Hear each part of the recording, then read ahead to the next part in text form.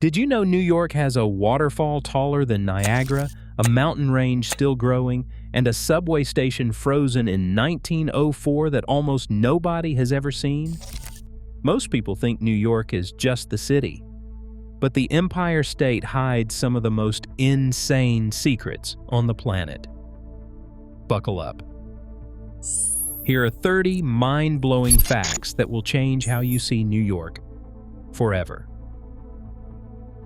Number 1, Stone Street in Lower Manhattan holds a secret almost no one suspects. Beneath the busy bars and tables, a layer of cobblestone still rests where Dutch settlers first laid them in the 1650s, decades before the United States even existed. The city's own records from 1653 spell it out. A contract to pave Brouwer Straat, later known as Stone Street, with 30,000 stone blocks quarried from the Hudson Bluffs and delivered by barge. Payment was 150 guilders, a sum that would equal about $3.5 million today. Merchant ledgers and Governor Stuyvesant's diary confirm the work, noting the need to reinforce the streets with stones as the colony grew. Modern archaeology backs up the paper trail. Test pits dug along Stone Street reveal a compact layer of quartzite cobbles, their size and mortar matching the original Dutch orders almost exactly. Petrographic analysis even ties the stone to the very quarries named in the contracts. But there is a twist. Preservationists and historians still argue about how much of the original pavement really survives. Some say the street is mostly a 19th century remake, while others point to the intact Dutch-era layer still hidden under the modern surface, especially in the eastern half. Either way, every step on Stone Street is a walk across centuries. Underneath the noise, Manhattan's oldest street is still paved with history. In second place, North Brother Island sits hidden in plain sight, just off the Bronx shoreline, a forbidden patch of land with a past the city rarely acknowledges. In 1904, as the General Slocum steamboat burned in the East River, Riverside Hospital on North Brother became an unplanned triage center. Nurse shift logs and superintendent letters from that day document a desperate scene. 560 victims were ferried to the island, with 12 dying on arrival. Temporary wards filled every room, and health officials scrambled to contain the chaos, fearing both infection and scandal. Yet when the city's official reports were filed, the island's role was quietly erased, its use as a quarantine hospital for mass casualties left out to avoid public panic. Today, the 15-acre island is sealed off, protected as a bird sanctuary by the Audubon Society. Access is strictly controlled, with permits reserved for scientific research and conservation work. The hospital buildings stand deserted, slowly collapsing under the weight of vines and nesting herons. No ferries, no tours, no trespassing. North Brother Island remains a ghostly reminder of disaster, secrecy, and the city's urge to forget. In the heart of New York Harbor, there is an island you can see, but almost nobody is allowed to touch. Third on our list, the Adirondack Mountains are not the ancient, immovable giants they appear to be. Underneath the forests and lakes, the entire range is rising, slowly but relentlessly, by about 3 millimeters every year. That's nearly half a meter of uplift since 1900, a change so subtle that only modern GPS networks and benchmark surveys can detect it. USGS stations at Lake Placid and Tupper Lake track this motion, confirming a present-day uplift rate between 2.8 and 3.2 millimeters every year. Scientists debate the cause. Some argue for a deep mantle plume pushing up the crust, while others blame the slow flexing of ancient bedrock still adjusting from the last ice age. A 2023 seismic tomography study revealed a low-velocity zone deep beneath the core of the range, hinting at hot rock rising from below. However, not all experts agree. Recent papers suggest the uplift is strongest in the central massif, with the edges barely moving at all. This living geology isn't just a curiosity. It shapes aquifers, alters river courses, and could one day change the face of the Northeast. In New York, even the mountains are on the move, and most people never feel a thing. Number 4, the Erie Canal wasn't just a waterway, it was a radical act of human ambition that redrew the map of America. In 1825, this man-made artery carved 363 miles through forests, swamps, and stubborn bedrock, linking the Hudson River at Albany to the edge of Lake Erie. The cost? An engineering feat so bold it was called Clinton's Ditch by skeptics, who filled newspapers and state assembly halls with warnings about bankruptcy and disaster. But the naysayers were drowned out by numbers that stunned the nation. Shipping a ton of goods from Buffalo to New York City plummeted from 20 cents a mile to just 1 cent a mile. That is a 95% drop, confirmed by the Canal Commission's ledgers and freight tables, where the math is plain as day. The ripple effects were immediate. Wheat, lumber, and manufactured goods flowed east, and immigrants and investment poured west. New York City, once a distant Atlantic outpost, vaulted into the role of America's economic engine. Political opponents warned of flooded farms and lost tolls, but the canal's success was impossible to ignore. In a single generation, the Erie Canal turned a wild stretch of upstate into the backbone of a new nation. The secret? Sometimes the craziest idea is the one that actually changes everything. Number 5, Tauganic Falls stands as New York's hidden giant, dropping a staggering 215 feet in a single, unbroken plunge. That's nearly 50 feet taller than the American side of Niagara Falls, yet most people outside the Finger Lakes have never heard its name. Early surveyors in the 1820s sketched the falls with a sense of disbelief, and modern LiDAR scans confirm the numbers. From the lip to the riverbed, the water-free falls the full 215 feet before smashing into a shadowy plunge pool. The gorge itself is a masterpiece of erosion, carved over thousands of years by glacial meltwater and the relentless force of Tauganic Creek. Its walls tower 400 feet above the narrow floor, dwarfing visitors and swallowing sunlight for much of the day. Park rangers track more than 400,000 visitors a year, yet the falls remain strangely under the radar, overshadowed by the fame of Niagara and the tourist draw of Letchworth. Geologists estimate the cliff face recedes by 0.5 millimeter each year, slowly reshaping the landscape but leaving the main drop unchanged for centuries.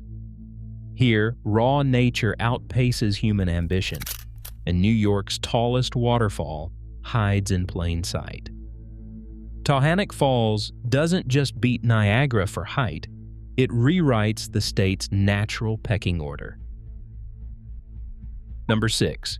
The glittering towers of Battery Park City and the financial district rest on a foundation most New Yorkers never think about: 1.5 million cubic yards of dumped fill layered into the Hudson over 2 decades. From 1975 to 1995, fleets of barges delivered loads of earth and rock scraped from the World Trade Center site, subway tunnels, and offshore dredging projects, all orchestrated by Port Authority engineers working from a series of technical memos that read like a secret playbook for building land out of thin air. Activists at the time protested the burial of the riverfront, filing lawsuits and staging marches as the shoreline shifted westward, swallowing old docks and warehouses beneath a rising tide of engineered soil. Settlement monitors predicted the new ground would sink 2 to 3 inches over 20 years. A slow-motion process tracked by sensors buried below the luxury condos and manicured parks that now line the edge. Overlay maps from the city's archives reveal just how much of Lower Manhattan is artificial, a patchwork of modern ambition stitched onto the original colonial coast. The skyline may look eternal, but here the ground itself is a recent invention, proof that in New York, even the bedrock can be a well-kept secret. Number 7. Brotherhood Winery in the Hudson Valley has been bottling secrets since 1839. Tucked among rolling vineyards, this unassuming cellar claims the title of America's oldest continuously operating winery, a boast that survived even the dry grip of Prohibition. Ledger books from the dusty archives trace a steady flow of barrels and grape deliveries across 3 centuries. But the real twist comes during the 1920s, when federal agents shuttered most of the nation's wineries overnight. Brotherhood's answer was a legal loophole as old as the grape itself. Letters from priests and rabbis, stamped and dated, reveal a steady stream of orders for sacramental wine, the one kind the law could not ban. Inspection reports from 1925 to 1933 show production dipped by 40%, not 100%, as Brotherhood quietly shipped communion wine to nearly 120 churches nationwide. Family descendants still recall stories of midnight deliveries and whispered prayers over the barrels. In a state better known for skyscrapers and stock tickers, this vineyard's survival is written in ink, grape skins, and a little holy water. Brotherhood did not just outlast Prohibition, it turned a loophole into a lifeline. In 8th place, the Hudson River defies expectations with a secret rhythm that turns the idea of a river on its head. Twice each day, the ocean's tides surge up from New York Harbor, pushing salt water all the way to Troy, 150 miles inland. Tide gauges installed by the USGS show a tidal range of 1.4 meters at the Battery. But what's more startling is what happens upriver. During storm surges or spring tides, salinity at Troy can spike to 0.5 parts per thousand, making the water briefly brackish in a city that draws its drinking supply from the river itself. Hydrologists from the Hudson River Estuary Program have tracked these reversals, mapping the invisible front where salt and fresh water wrestle for control. Engineers worry about the impact on water treatment plants, as old intake screens can let salt slip through after hurricanes or nor'easters. The mechanics are as intricate as any clockwork. Each incoming tide sends a pulse upriver, reversing the flow and carrying the ocean's fingerprint deep into the heart of New York State. For centuries, boat captains and riverside farmers have watched the water's mood swing back and forth. But only modern science has revealed just how far the tide's reach extends. The Hudson doesn't just flow to the sea, it flows both ways, hiding an estuarine engine beneath its surface. In New York, even the rivers refuse to run in a straight line. Number 9. The waters near Newburgh conceal a wartime secret that lay undisturbed for nearly 250 years. In August 1777, with British warships threatening to seize control of the Hudson, the Continental Army made a desperate choice. They sank their own fleet. General Horatio Gates signed the orders himself. 9 gunboats loaded with artillery were scuttled in the deep channel just north of Newburgh. Letters from soldiers stationed on the riverbank describe the scene in terse lines. One reads, "We watched the hulls slip beneath the current, their cannon silent, the masts vanishing in the dusk. For generations, the story faded into rumor, the exact resting place lost to silt and shifting tides. But in 2022, a NOAA side-scan sonar survey swept the riverbed and picked up unmistakable shapes, wooden hulls 70% intact, lying 12 to 15 meters below the surface. Bathymetric maps overlay the original scuttling coordinates with the sonar returns, revealing a ghost fleet preserved in the cold, oxygen-poor mud. Maritime archaeologists now debate how best to protect these relics. Should they remain undisturbed or be raised for study and display? The debate is heated, but the facts are clear. Beneath the Hudson, the revolution never really ended. Sometimes the river keeps its secrets until technology is ready to find them.